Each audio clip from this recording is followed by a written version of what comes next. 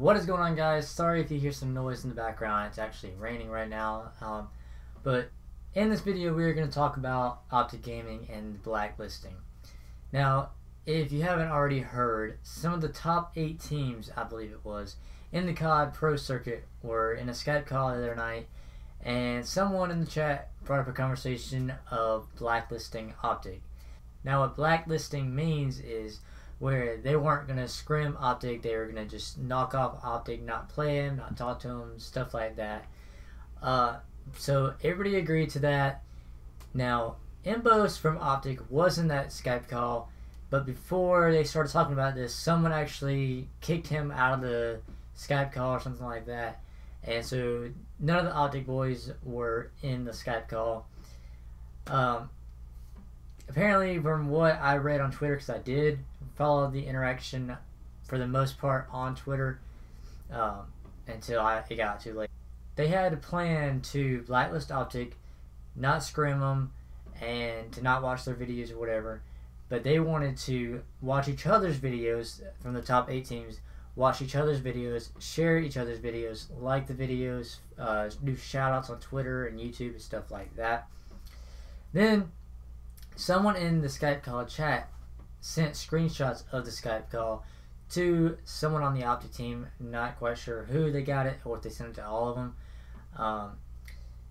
And they saw the conversation, and that started a whole big argument on Twitter from Hex, Nadeshot, Embos, all of them, including some other teams.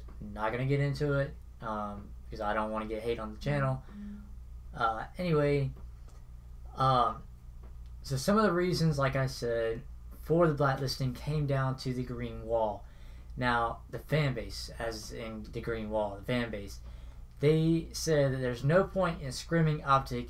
If you lose, you get hate, and if you win, you get hate, because the Optic will, like us as the fans, like I'm an Optic fan, but I don't go and leave hate comments on anybody's videos. If I don't like your video, I just don't say anything.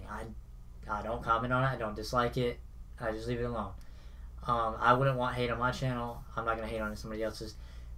Getting off topic again. But like I said, if they scrim Optic and they win against Optic, everybody gets mad because Optic lost. And that's not what we wanted to see. So that's why people comment on their videos and hate on them and send them hate tweets and stuff like that. So that's what they're saying. There's no point in scrimming them if you always get hate. They also say they want to grow their brand to something like Optic.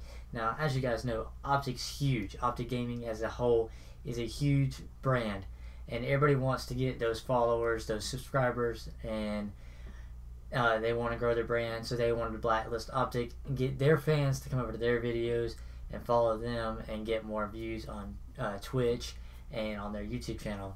Some of these top 8 teams are only getting 3,000 and 4,000 views, whereas Optic, I think Hex and Nadeshot and all of them are getting like 20,000 views on each video and tons of likes.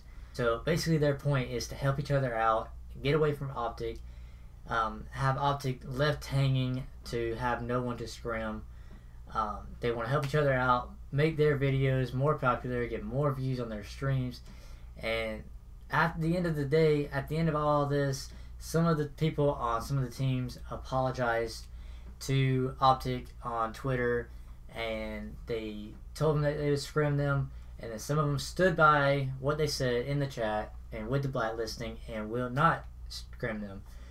So I don't know if these teams are going to eventually go into scrimming them. I'm sure they're going to have to if they want followers, because if you don't scrim them, you're not going to get views.